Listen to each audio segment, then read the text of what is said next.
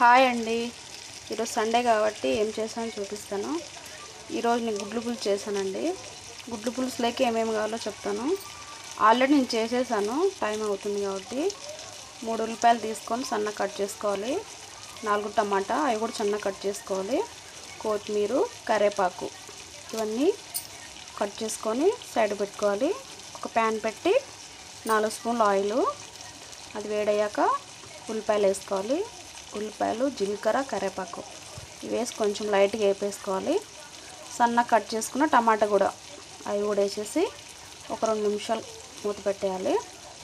తర్వాత నెక్స్ట్ గుడ్లు ఉడకబెట్టి పొట్టు తీసుకొని అవి పక్కన పెట్టుకోవాలి.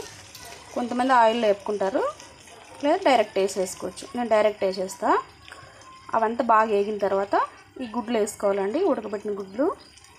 అవి కూడా కొంచెం వేగిన తర్వాత ఉప్పు, కారం, పసుపు, చికెన్ మసాలా, గరం మసాలా అంటే చెక్క, లవంగా ఇవన్నీ పౌడర్ చేసుకుంటాం కదా, అది కొంచెం, అంటే స్పైసీగా ఉండాలని కొంచెం.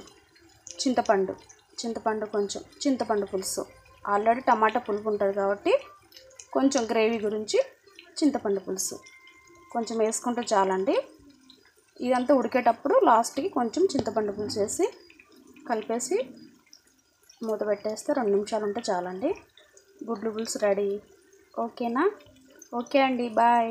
లైక్ చేయండి, షేర్ చేసుకోండి, సబ్స్క్రైబ్ చేసుకోండి. బాయ్ అండి.